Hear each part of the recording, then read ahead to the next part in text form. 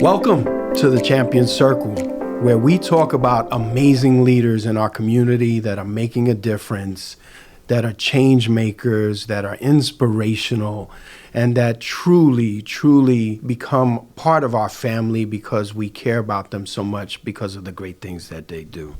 And today, I am humbly honored and privileged to have a person that I consider a friend, a person that I consider a mentor, a person who reached out to me when I started my nonprofit career at Pronto of Long Island to help out, not even knowing me. And that woman is Olga Mosiaco. Welcome. Thank you, Mark. Thank you, and congratulations on this new journey that you're taking on. It's exciting. I'm sure that you're excited. And we were talking before, like I said, what is it that you want to talk about? There are so many issues going on now in our society and our communities especially, but you're saying you want me to talk about myself. And that's going to be a little tough. Even like sometimes my husband says, yeah, but you didn't say this about you. You didn't. I'm like, you get to a point in your life where, you pick and choose the things that really matter. And to me, all of that really doesn't. It is who I am now. But thank you for giving me this chance to speak a little bit about myself. Thank you. And I know it's hard. Let's see how I do. I understand that you're very humble, but I think that's what makes you such a great leader.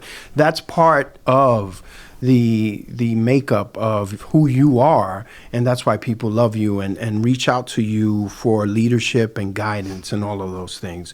So and as you mentioned, my focus on this podcast, on ConexcionLatina with the Champion Circle, is to discuss how people, what their journey has been, and how people experience their lives and their challenges and all of the triumphs that they have and successes and things that they want to celebrate.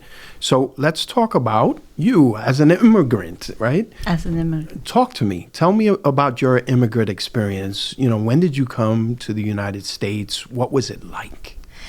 I never saw myself as immigrating to the United States. I did love the country. I'm from Mexico, was born there, I was in college, and my parents had sent me to Disneyland on a kid's tour when I was 9 years old. And that's when I fell in love with the country, with the culture, with everything. And I didn't know how to speak English, of course. And I said, when I went back, I said, I want to learn English because I learned how to say ham and eggs, and orange juice or chocolate milk. It was like very limited. So I said, I want to go learn English. I come from a small town. Maybe now it's bigger, but back then it was very small.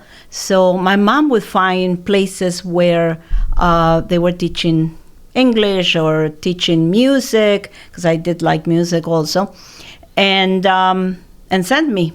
So it started at that time, this fascination with the United States that I liked. I loved the history. I loved to read about it, but it wasn't something that I said I'm going to go live there. And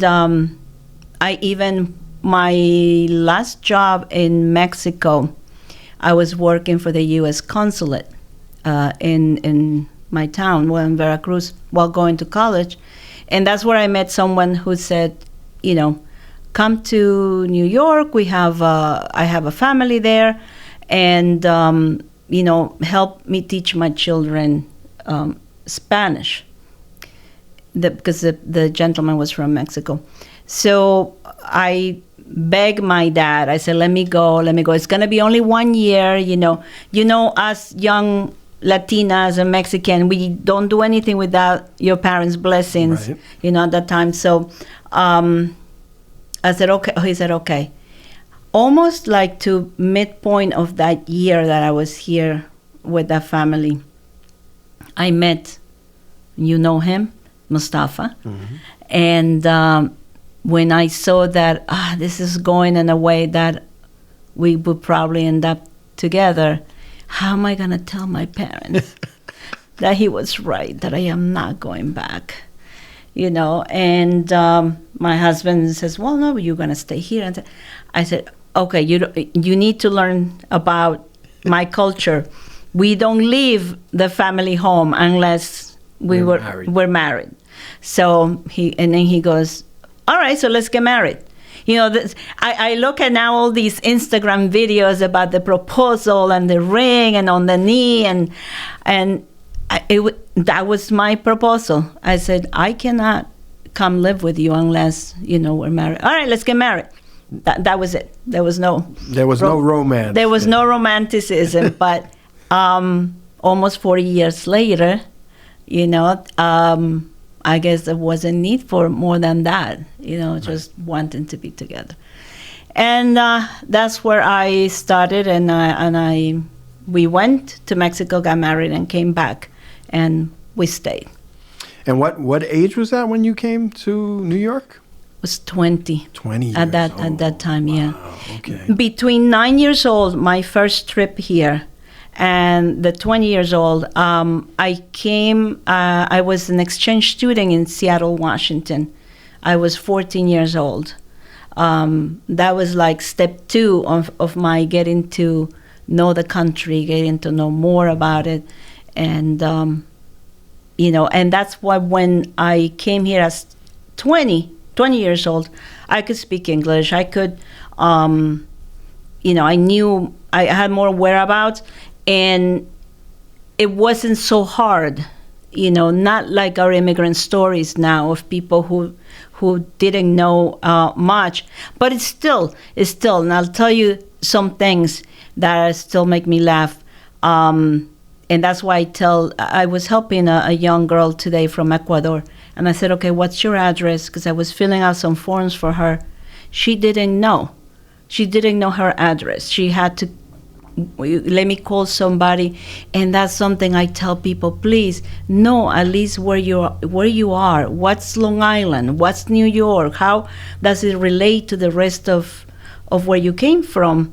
Because that's where you have to start. But I used to think that Northern State Parkway was going north. So I'm like, okay, there was no cell phone, there was no GPS, and I didn't have my map with me in the car. So it was at night, and I was supposed to be going somewhere, coming home. And I said, okay, there's the Northern State Parkway. If I take that, I am going to go north of the island, and that's where I need to go. Right. So I didn't know I was actually going west. Right, east-west, yes. East-west, I wasn't from the east. By the time I realized I'm almost like to the city. Right. Right? So those are things like that. What else? Another story. I hate it when people say, how much is that? Oh, it's $230. And it's $230. Don't tell me it's $230, right? Or $450. Right. It's $450. I had to learn the whole money and how much things cost. That wasn't easy. I always tell also the story about one time we get in the mail, you have just won $1 million. And I'm on the phone calling my husband because he was at work and I still couldn't. I had the babies and I couldn't. I said, we won. Right. What did we win? I don't know, but it says that we won.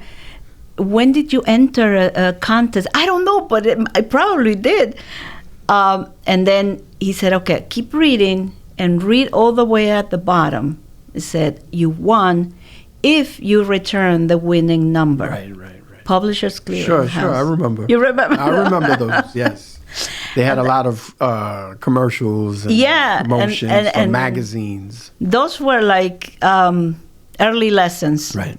In being here and not knowing what happened. So speaking of not knowing, what kind of support group did you have here of friends or family members in order for you to be able to grow and assimilate and get the support that you needed as, as a Latina woman, as an individual, right? None. Did you have any? No, none. I didn't know anything. I didn't know there was a whole world of nonprofits, and maybe less then. But I always say, like, if I've been at Pronto or at Adelante, I always said, I wish I had known about these organizations. My life would have been easier. Right. Okay, because we didn't have, enough money. When I had my first child, and at the hospital, they said, you should apply for WIC. You qualify for WIC. And I was like, what's that? And someone said, no, you should go. And I said, go to ask for milk and eggs, or formula for my baby. I thought that was like, right. Wow, I really hit bottom, right? That I'm going to need that kind of help. That's not what I came to this country for. And that's the mentality that we have, right? It's Sure. like pick ourselves and be reliable on ourselves. And I tell people, if you need, you don't have enough for the rent, don't go buy the food, go to a food pantry, because there's less help for paying for your rent, but there's more help in finding food and things to eat, food pantry, food kitchens, so I didn't know any of that. And the idea that I had was that I was coming here to be an American, right? I still had not found that balance.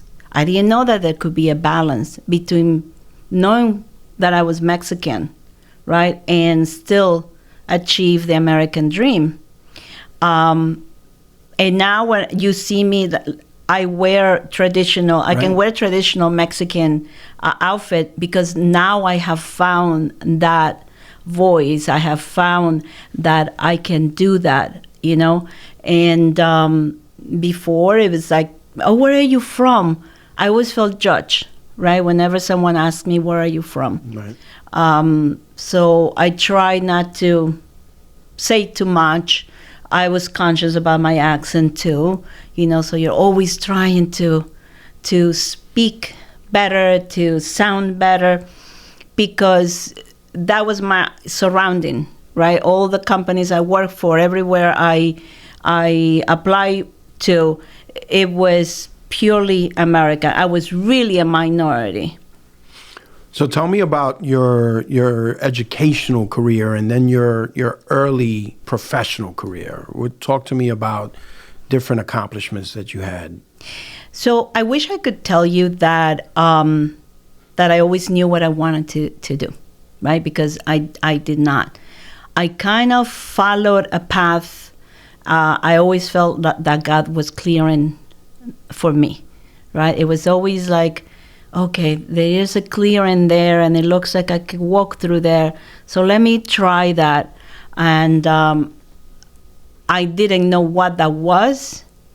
Now I understand what that was. That was a higher power really showing me the way. And at that time, I was following the money, right? So I was saying, all right, here I'm making this much money. Oh, but I just saw an ad that says I can make this much money, but they require a master's degree. Let me go get a master's degree and then come back and get this job. Mm-hmm. And that's how it was, one stone over the other. We also spoke before about trying to inspire younger people. And I say, learn anything that it's put in front of you, or anything that you hear about it, learn it. Because you never know when you're going to need that. I remember, like I said before, we lived in a small town, and my mom said one time, oh, in the afternoons you're not doing anything, go take typing lessons. I was like, typing. Era taquimecanographia. Okay. That was the name of the class and shorthand and all of that. And it bothered me because that's what women took Correct. to become Yes. secretaries, Yes. right? And I was like, I ain't doing that. So I went because I was like 11 years old or 12, and there was nothing else to do after school. The first job that I was able to get here that wasn't cleaning houses, or that wasn't like the first professional job that I could apply for after I got my papers and all that, was a secretary. And I got that job because I showed that I could type. They measure your words per minute back then, right? I remember. Words, how many words per minute over other applicants that were there. And and I could also take shorthand, so that was that job. That was the first job where I actually got medical insurance for me and the family.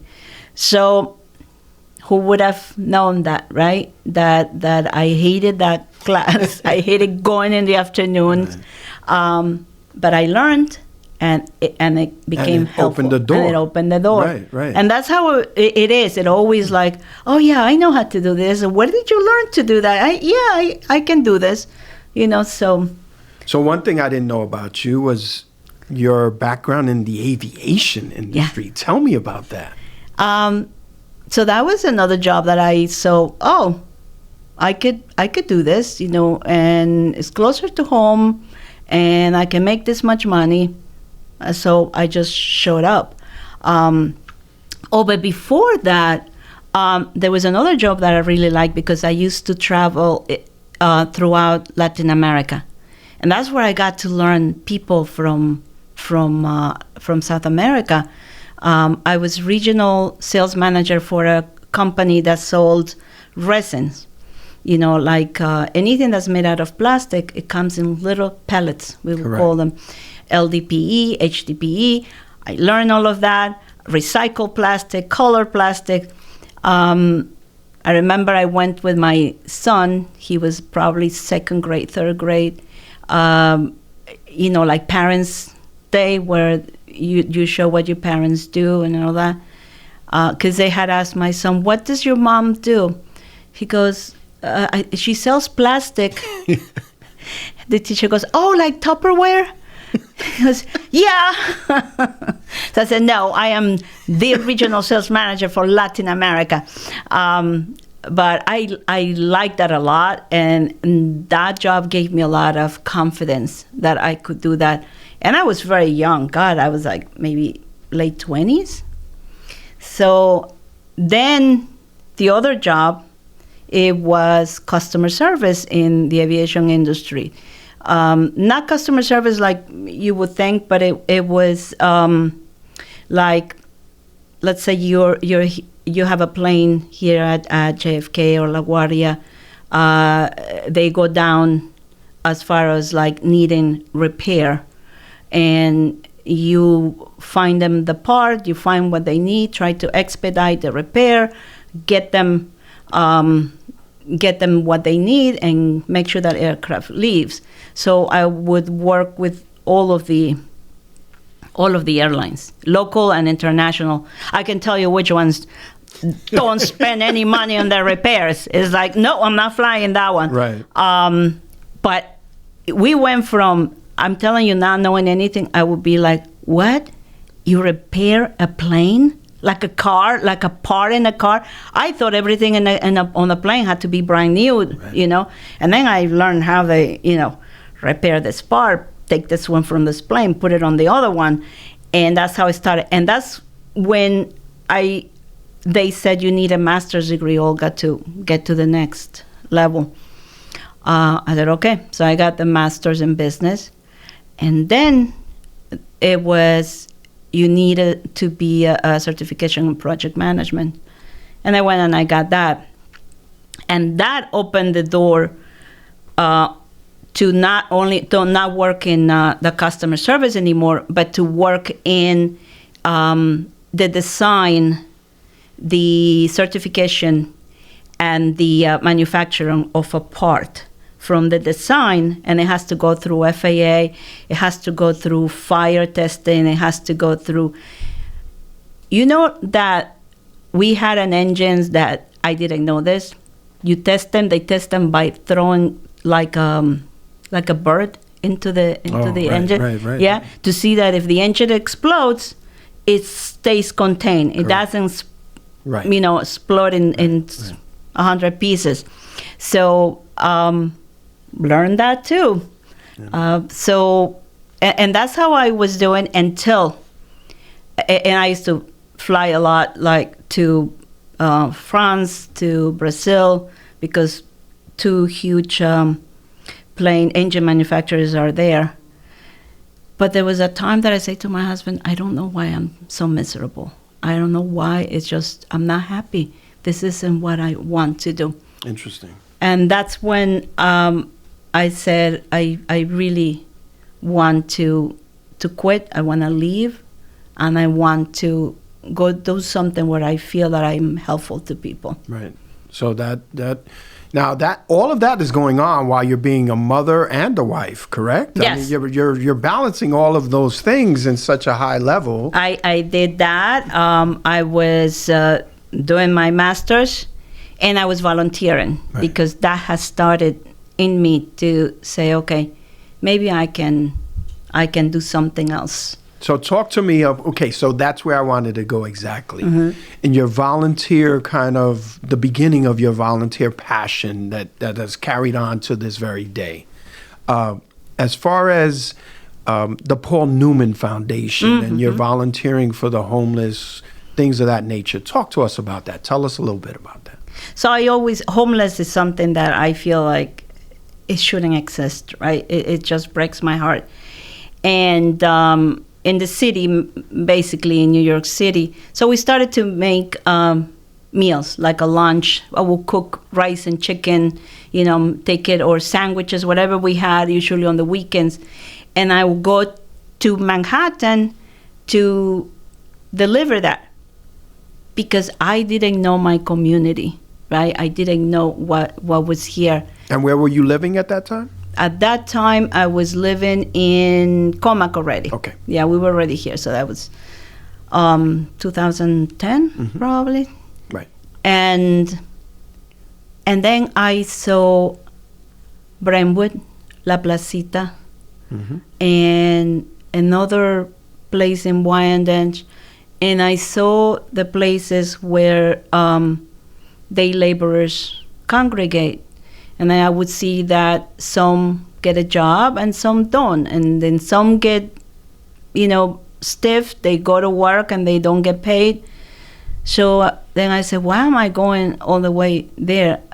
At least let me make lunch for these guys, right? So that's how we started to do that. And that was picked up by the Paul Newman Foundation, USA Today, and we were one of the three winners of $10,000. Congratulations. Yeah, which if I had a nonprofit back then, that would have been my money. But because I didn't have any nonprofit, they kept saying, well, it's for your nonprofit. I said, well, I'm just the person that does this. Right. So we had to choose an organization that the money would go to. And half of that went to Vibes, locally here on Long Island. Oh, really? Yes. Interesting. Victims Information Bureau of Suffolk. Awesome. So talk to me then about that next step where you became a certified emergency room counselor.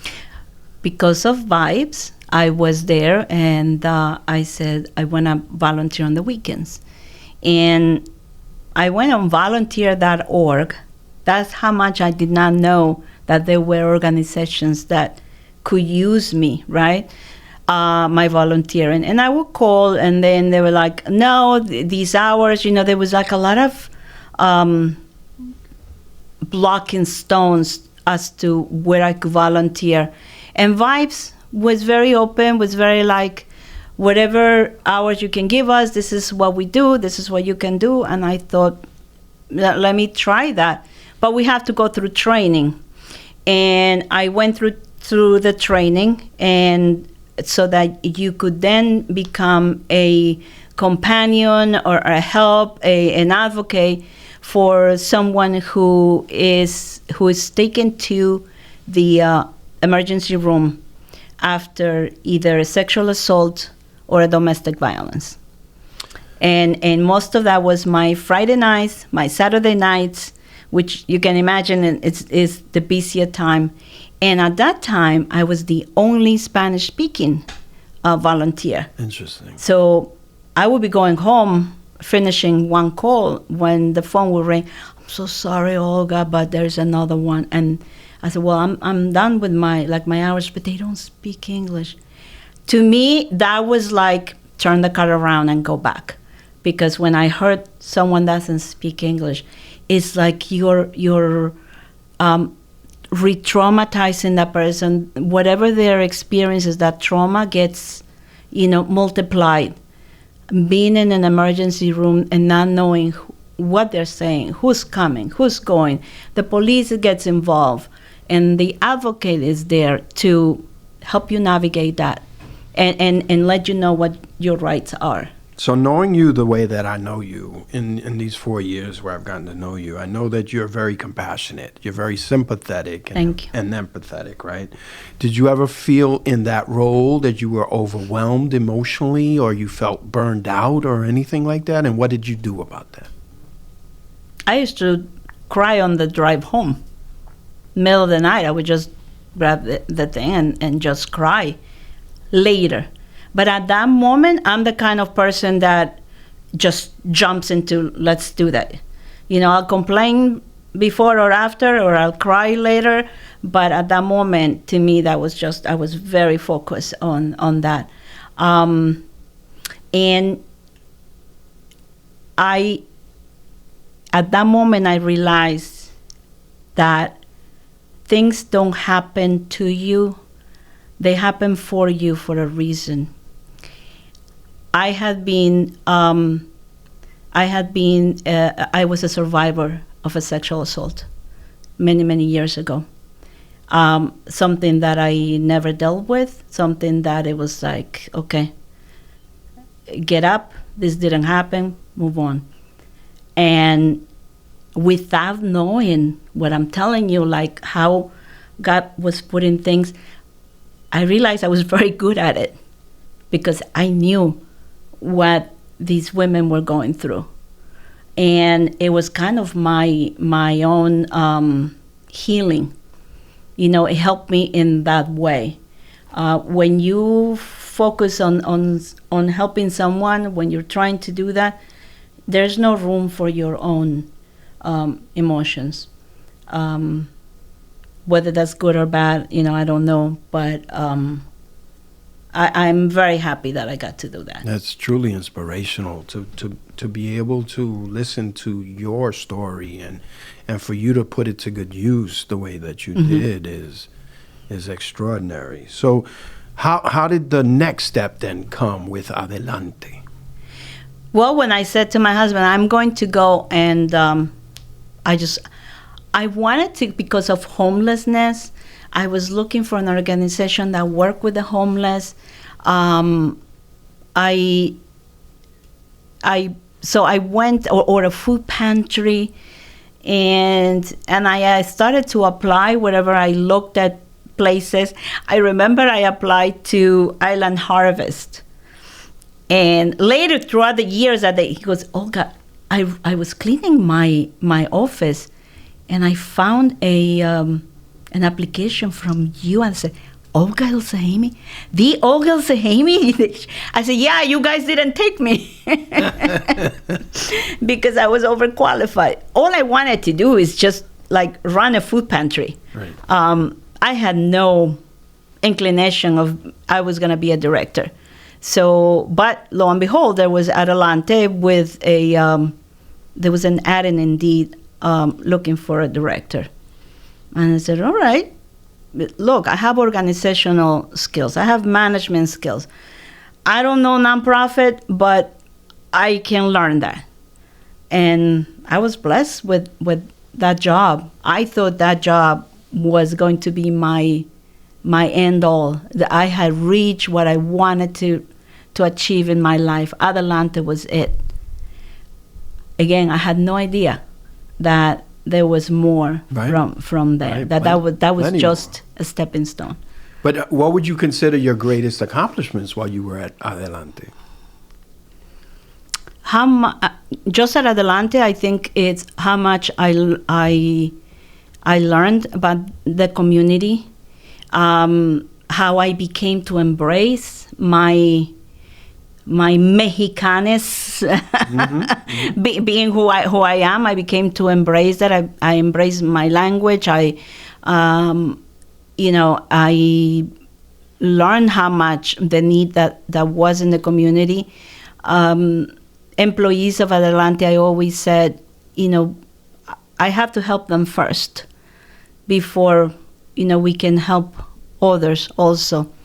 So it was just a great experience, great group of people that I work with, and great friendships that last to this day.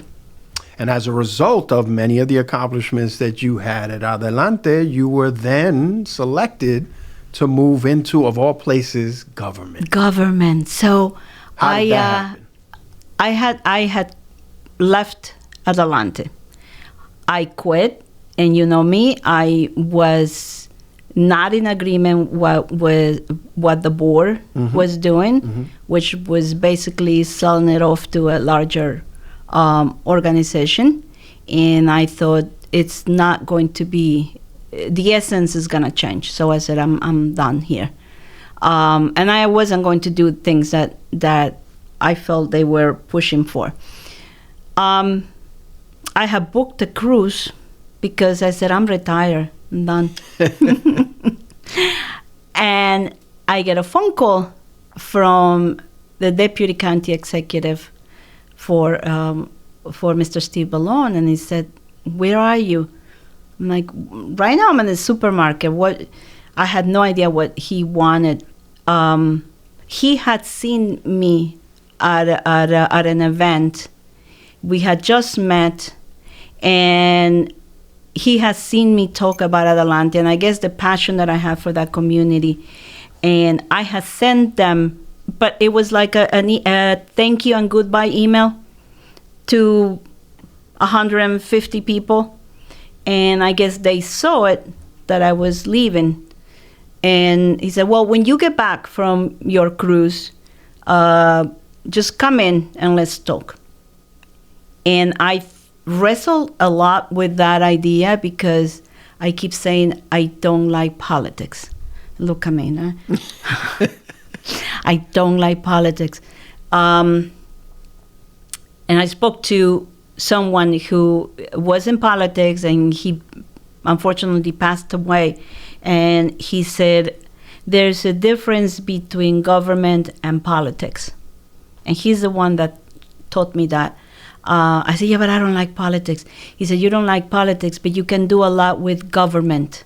And if you want to do a lot for your community, for your people, the best place where you can be is government. So that's why I took that job. And the Youth Bureau, how did you kind of put your own flavor to it? What did you bring to that job that made it that much more special? Because I saw great changes or great happenings. I'm proud that when I left all of that, and I started with the Youth Bureau, but I saw that there was limited funding for agencies that had a Latino name, right? Because you can say, okay, this organization, but they help Latinos too. No, yes, thank you, but they are not a Latino-focused organization. And I say there needs to be a space in this funding for organizations like Teatro Yerba Bruja, Lilta, Latino Teachers, Sepa Mujer, others that did not have that space there. And sometimes the government employees, they couldn't even like pronounce, right? They will have a hard time. Oh, what is this? Liga de Justicia, right? You know, right. Liga de Justicia, right, you know. Right. And I was always showing them, look at the summer camp. Look at these kids. Look at how happy. This is the first time these kids have gone bowling. So I was doing that, you know, trying to interject my culture, myself, and my community into that space. But the one thing that I have to say that I felt was the reason why I was there, even though I didn't know it at the moment, was COVID. Right. The government response locally to COVID was under this Mr. Vallone administration was amazing. Whatever it is anybody wants to say, but being at the right place at the right time, we were able to distribute the testing, the vaccines to our community, right? And I remember, you know, we were hearing things on the radio about Brentwood, about the bodegas, about the supermarket guys getting sick and all that, because they were the essential workers. And I was at the Suffolk Community College, where that was like the camp for the vaccinations, and there was a janitor, right, in the college sweeping, and he was Latino, and he asked me, ¿Qué están haciendo ahí, señor? You know, what are they doing there? I said, oh, we're doing the vaccinations. Oh. I said, well, how old are you? Because at that time, we could only do the elderly, right? And so I said, no, you're too young. And we were strict. We were like, but I saw the need also. I said, these people, it was so hard to get an appointment. It was so hard to navigate the website and all that. And it was like a light bulb went on. I said, but I bet you have diabetes, you know, because you're Latino and, right, you know, more than half of us have diabetes. Sure. Well, yeah, okay. So underlying condition. Underlying condition. I said, you qualify underlying condition. And I said, just hang around because we have to take on everyone that already has appointments. But towards the end of the day, we'll know how many are left. Some people either didn't show up or whatever. And that's how I started to bring in some of our people, right, you know, to get whatever was left. Sure. And then it was more like, this is not good enough, right? We have to go to the bodegas. We have to go to our communities and register people. And that is what I'm most proud of. I think it's an amazing accomplishment because when you were involved with that, I was at Pronto. And I can tell you that there was more equity in the distribution of, you know, of masks and of vaccines than I really thought there would be. And so I was very grateful to you and to the administration, the Vallone administration, and others within the leadership team for the compassion that they showed, because so many of our community were living sometimes, you know, 6, 7 to an apartment, right? And so it was imperative that they be cared for. There was no isolating. Right. How do you tell them to isolate? So I was on a I took on all the calls. We had to call people and let them know they tested positive. After the test results, we would make the calls. I said, okay, just give me all the Spanish-sounding names and I'll make those calls. And those calls, that work would go on until like 11 at night because we had so many lists, right? Until later came the app or later came other things, but at that time it was calling them and telling them you have to isolate. So how do you isolate when you are sharing a bathroom with 10 other people that you don't know because you're renting a room in the house? Right? And and not having enough food because you'd say you cannot go out. You're quarantined. And it was quarantine, it was 40 days. Right. Not like later, the 5 days or maybe 3, no, it was the 40-day quarantine.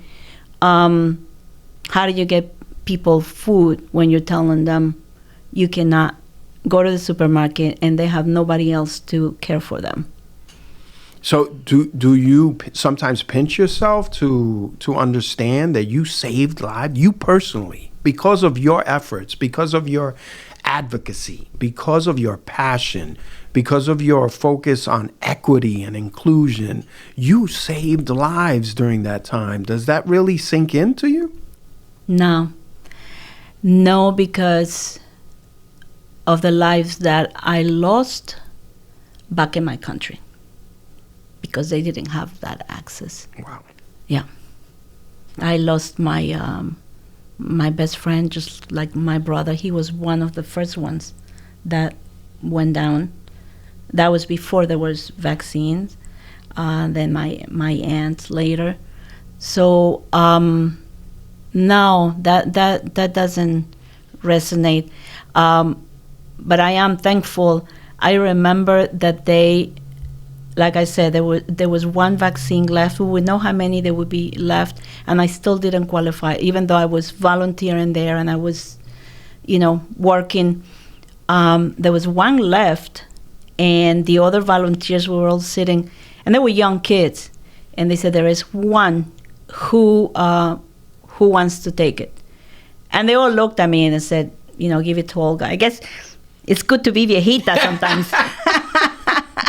This gray hair comes in handy sometimes because they were all young, and I guess they felt like, give it to the older person. Right. So I'm thankful to them. They gave me that vaccine. But that I learned later that one of the kids that said, give it to Olga, he has a heart condition. And I was like, if I had known, I would not have taken that from you. Right. But it's such a nice kid. I worked with him the rest of the time that we were there. And I cried when they gave me that vaccine. I was crying, and they were closing, like nobody was happy that they were still there trying to figure out the computer system, because you had to go through the computer system through New York State to show the lot number that you were going to put on this person, right? And for some reason, it wasn't working, and we were closing. Everybody wanted to go home. And here I am, started to cry. And they're like, why? I said, because of, my brother, my friend in Mexico that couldn't get it. So then it's like, all right, people, everybody, we're going to get this done. So you ended your government career once the administration left, right? Yes. Yeah. And so what did you think you were going to do when that happened? I knew I was going to go back to nonprofit. Oh, yeah, okay. I knew that. So you knew, even as you were doing it, you knew that was your next step. Yes. I knew that I would do something, and I was so tired because at the end of the last 6 months of the administration, we wanted to really, I wanted to really leave things, projects, so that the next person will come in and just, take over. But, and I said to myself, I'm going to give myself 1 year. So this 2024 was going to be a year of rest, travel, take care of my health, all of that. And another friend said to me, you're going to be forgotten.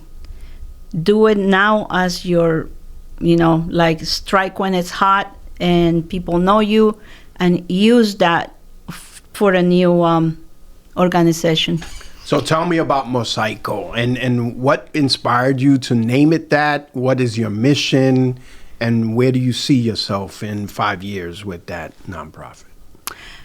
I was at an event, and like I said, I always knew there would be something in the nonprofit world.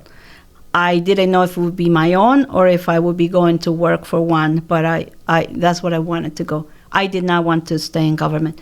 So there was this elected official speaking about it. We were in Nassau County, and he was talking, no, in my county and in my town, everyone gets along, and because we're a melting pot. We're a melting pot. Even the Mexicans are happy. Ooh. Yeah, that's what he said. Wow. Everybody looked at me because they knew me like, are you going to say something? And I just like, we're a melting pot where even the Mexicans are happy. And I was leaving, I was flying to Mexico, on a trip. And I went to, I saw a huge mosaic. I took pictures, and then I say, we're not a melting pot. We're a mosaic. A mosaic, you can remain your own identity. You don't have to lose your shape, your color, your culture, but you can become part Right. of a bigger picture. You can become part of something more beautiful. Your color can add to the bigger picture. And that's when I said, I hate melting pot expression. And I started to doodle and came up with the logo, which I love. I love that logo, Yeah, I love it too. Mosaico, colorful, and it also allowed me to say, I don't know yet what the focus is going to be, but Mosaico, it can fit into so many things. And there again, higher power has been showing me where help is needed right now, and it's a new journey, something new that I'm learning, and it's going really well. So talk to me. Tell me, what is Mosaico doing right now? So I said we can do. I want to use the my experience in government resources, and I said so many people will call me when I was there at the job. Where do we get this? How do we do this? How? And I said, who's going to answer them? Of course, no one is irreplaceable. There are other people there that can answer. But I said, I want all of this knowledge and whatever I've learned here, take it with me and use it. So I started doing that, and also the nonprofit world. Going back to where I came, that I had no idea there were these nonprofits, that there was this help. We are in this world, right? So we know it. We know who's where. Pick up the phone. Hey, Sepa Mujer. Hey, Latina sisters. We know. But take a person that just either arrived this year or last year, who's struggling to make ends meet, who doesn't have the time to be thinking about that. Mm-hmm. So I can help find those resources for them. And it could also be, I run into an elderly couple, one time Americans, and they didn't know how to do something, how the QR code worked. I was helping them. And I said, okay, there is a lot that can be done. So that's what we're doing. I do have to say, most of the work right now has been with immigrants because, one, I like to be compassionate. I know that sometimes people, you give them a form and say, okay, here, apply for this. You can have this. Bye. And they don't know even how you fill out an application or how you do a QR code, or you say, okay, but it's in Spanish. Yeah, but I can't read. Right. So I do a little bit more of hand-holding, kind of like case management. I follow up with them. Did you get this? Did they tell you? Yes. No, they told me that. I'm going to call them. What do you mean they told you no? So that's what I've Case been. management, advocacy. Yes, advocacy, more right? on the ground level. Education. Yes. Right? All of those All things of that are that. so important in every community, no matter where the person is from. Yes, exactly. That's amazing. And as far as I just found out that you are now going to go into broadcasting. So talk to me about that. Yes, no competition. No. There's enough for everyone. There is. So I was invited to take this knowledge and take what I see in the community and put it on radio, right? So I tell people, I'm not interviewing you because I am not an interviewer. I'm not a professional. I just, what do you got? What do you got that our community can use? What do you have that they didn't know about? And that's what I've been doing. So it's an educational forum, basically, right? Kind of like let's talk and bring me resources. Right. Bring our community resources. Right. And that's what I do once a week. A champion. Also. You're always a champion, and that's why you're on the champion circle. So thank you. I mean, I want you, and what I always try to talk to folks about is if you were able to talk to young people, someone like my daughters, 14 and 19, how would you inspire them to make a difference? What could you tell them about your life experience that would be able to help them? What would you say? One is what I said first, learn anything, like be insatiable when it comes to knowledge. Be curious to learn that and to say, I can try that. Let me try. Don't worry about things don't work out. Don't be afraid what if I can't do it. That's okay, because you try. You won't know unless you try.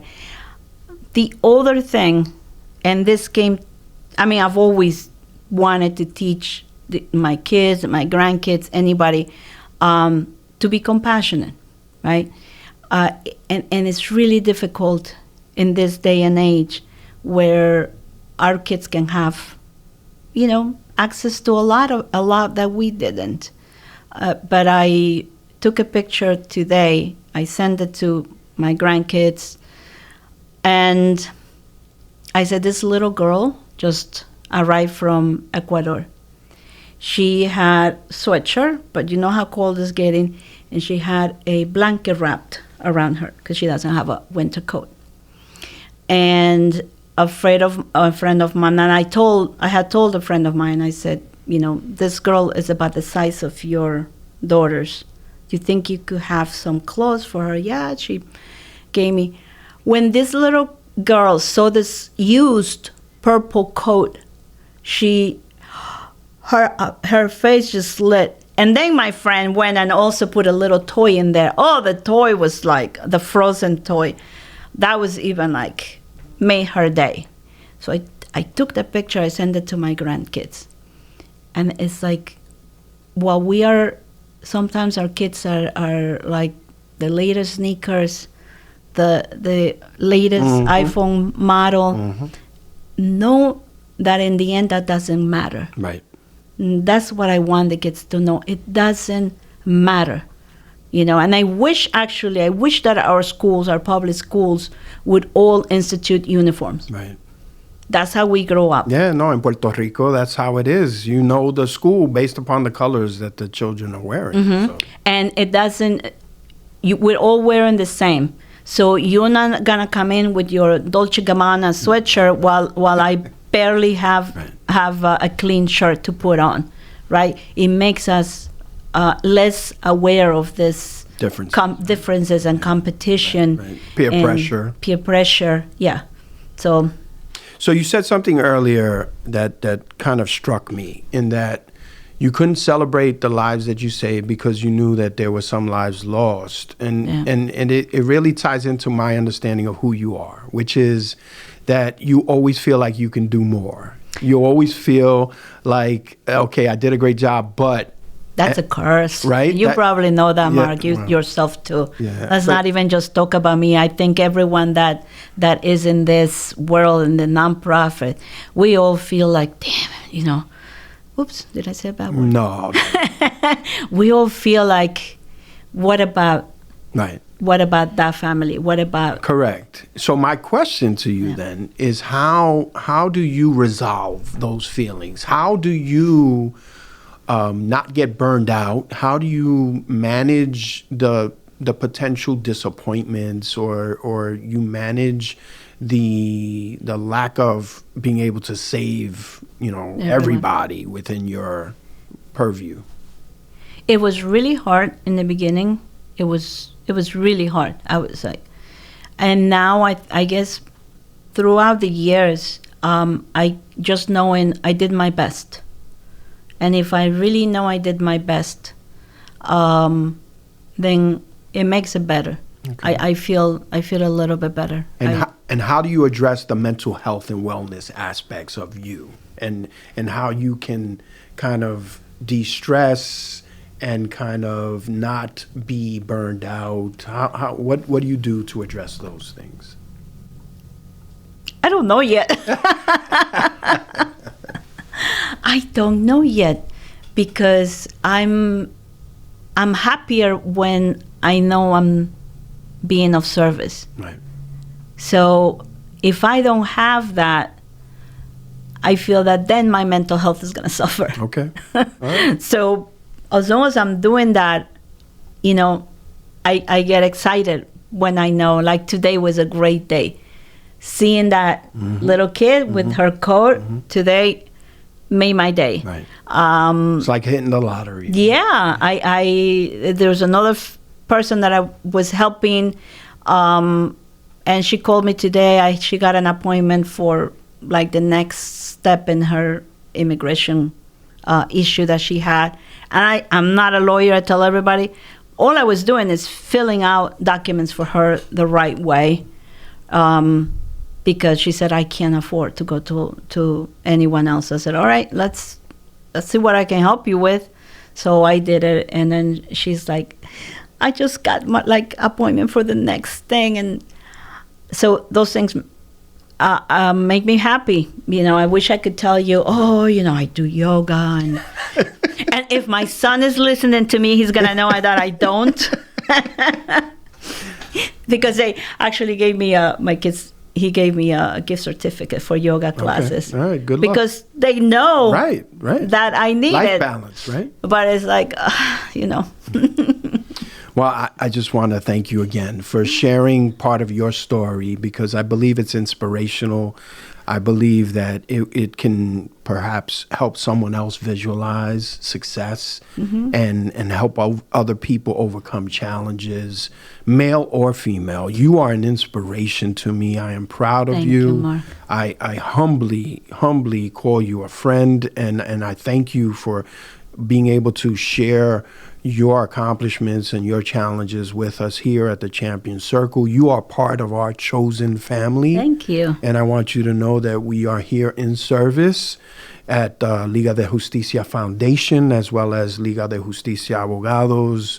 If you need coats, if you need assistance, we will be there to answer and say presente. Yes, and thank you so much, because Liga de Justicia gave us our first backpacks, for this year, and we distributed them in Hampton Bays, Riverhead, the Hamptons, and it was like, I'm just starting. I didn't know where I was gonna get them, and the organization came through for us, to share in a little bit with us and with the community that I was serving.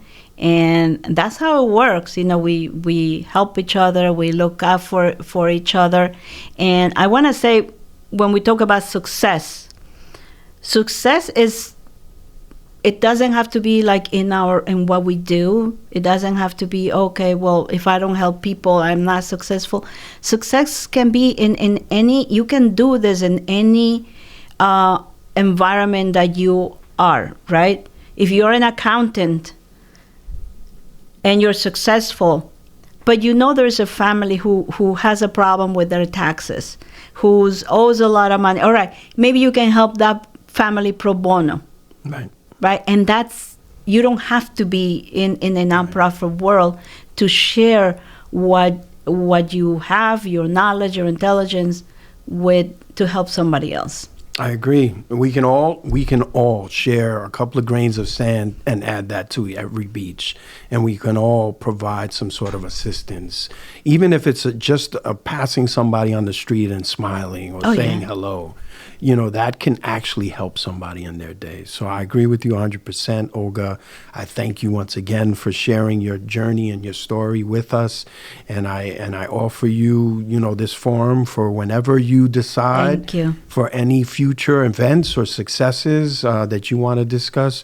We are here to serve you and to serve our communities. Thank you for what you're doing. And you do a great job, Mark. I had no idea you had this in you too. Well, I've been given. We learned a lot from each other today, and look, we've been friends for years. Right. I thank you for bringing me into your office that day when I was like, wow, I'm overwhelmed. I don't know what I'm going to do. And you just were very, forthright and very transparent and very sharing of someone that you didn't really know, and you trusted in me, and I trust in you for life. So and look how great you've done, and this community, has come to love you as one of theirs, one of ours. Right. Thank you for what you did too. Thank you. So here we say thank you for joining us and hearing about Olga's story.